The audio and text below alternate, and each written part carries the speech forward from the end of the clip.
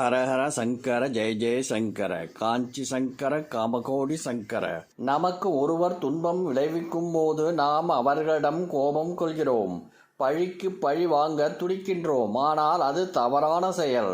நமக்கு ஒரு துன்பம் ஏற்படுகிறது என்றால் அதற்கு காரணம் நாம் முன் செய்த வினைப்பயன்தான். எனவே நமக்கு ஒருவர் துன்பம் விளைவிக்கும் போது நாம் அவரிடம் கோபம் கொள்ளாமல் பழிக்கு பழி வாங்க நினைக்காமலும் பொறுத்து கொள்ள வேண்டும்.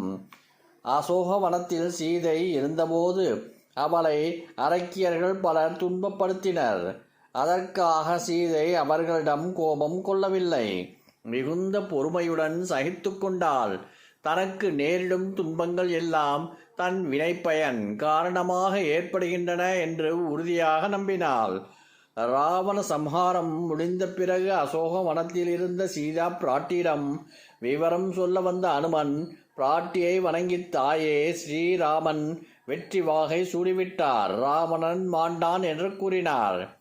அனுமன் கூறியதை கேட்டு மகிழ்ந்த சீதை, அனுமனே, நான் முன்பொரு முறை உயிர் துறக்க நினைத்த நேரத்தில் நீ வந்து எனக்கு ஆறுதல் கூறி காப்பாற்றினாய். இப்போதும் ராமபிரான் பெற்ற வெற்றி செய்தியை நீயே வந்து எனக்கு தெரிவித்தாய். ஏற்கனவே உனக்கு நான் சிரஞ்சீவியாக இருக்கும் வரத்தை தந்துவிட்டேன். முன்பை விடவும் அதிகம் சந்தோஷம் தரும் செய்தியை இப்போது கொண்டு வந்திருக்கின்றாய். உனக்கு என்ன வரம் வேண்டுமோ கேள் என்றாள். அதற்கு அனுமன், தாயே, எனக்கு ஒரு வரமும் வேண்டியதில்லை. நான் விரும்புவது ஒன்றேதான். கடந்த பல மாதங்களாக உங்களை பாடாய்படுத்தி இந்த அரக்கிகளை நான் தீயிலிட்டு கொளுத்த வேண்டும், அதற்கு தாங்கள் அனுமதிக்க வேண்டும் என்று அனுமன் கேட்டுக்கொண்டார். ஆனால் அனுமனின் கோரிக்கைகள் சீதைக்கு உடன்பாடு இல்லை. எனவே அனுமனை பார்த்து, அனுமனே, நீ நினைப்பது போல இந்த அரக்கியர் என்னை துன்புறுத்தி இருந்தாலும் இதற்காக அவர்களை தண்டிப்பதில் எனக்கு சம்மதம் இல்லை. நான் இப்படி துன்பம் அனுபவிப்பதற்கு காரணம் நான் முன்பு செய்த செய்வினை விளைவுதான். பொன்மானாக வந்த மாயமானுக்கு ஆசைப்பட்டு அதை பிடித்து வர என் கணவரை அனுப்பியதும் சென்ற கணவர் நீண்ட நேரமாகியும் திரும்பி வராமலும் லக்ஷ்மணா லக்ஷ்மணா என்று அபயக்குரல் எழுப்பியதாலும் பயந்து போன நான் எனக்கு காவலாக இருந்த லக்ஷ்மணனை அனுப்பி பார்க்க சொன்னேன். அவர் என் கணவருக்கு எந்த ஆபத்தும் ஏற்பட்டிருக்காது என்று மறுத்து கூறியும் நான் ஏற்றுக்கொள்ளாமல் சுடு சொற்களால் லக்ஷ்மணனை கண்டித்து பேசினேன்.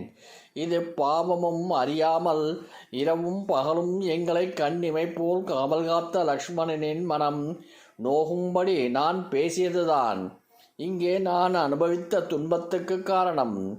எனவே அரக்கியர்களை ஒன்றும் செய்துவிடாதே. அவர்கள் அரக்கியர்கள் என்றாலும் பெண்கள். அவர்களுக்கு தீங்கு செய்து நீ பெரும் பாவத்தை தேடிக்கொள்ளாதே என்று கூறினார். அனுமன் உண்மையை புரிந்து கொண்டார். நமக்கு மற்றவர்கள் துன்பம் விளைவிக்கின்றார்கள் என்றால் அதற்கு காரணம் நாம் முன் செய்த தீவினை பயன்தான் காரணம்.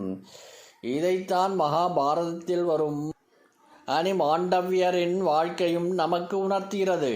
சிறு வயதில் அவர் தும்பின் வாளில் கூரிய முனை கொண்ட தற்பை புல்லை சொருகியதால் பிற்காலத்தில் மன்னன் ஒருவனால் கழுவில் ஏற்றப்பட்டார். மகரிஷியான தனக்கு ஏன் இப்படி துன்பம் ஏற்பட்டது என்று அணிமாண்டையர் தர்ம தேவதையிடம் கேட்டபோது அவர் தும்பியை துன்புறுத்தியதுதான் காரணம் என்று கூறியது. இதைத்தான் வள்ளுவ பெருந்தகை பிறர்க்கின்னா முற்பகல் செய்யின் பிற்பகல் தமக்கின்னா தாமே வரும் என்று தமக்கு அறிவுறுத்தி இருக்கின்றார். எனவே நமக்கு ஒருவர் துன்பம் விளைவித்தாலும் நம்மை ஒருவர் பழித்து பேசினாலும் அதற்கு காரணம் நாம் செய்த வினை பயன்தான் என்பதை உணர்ந்து நாம் பதிலுக்கு அவரை பழி தீர்க்க நினைக்கக்கூடாது. ஹரஹர சங்கர ஜெய ஜெய சங்கர காஞ்சி சங்கர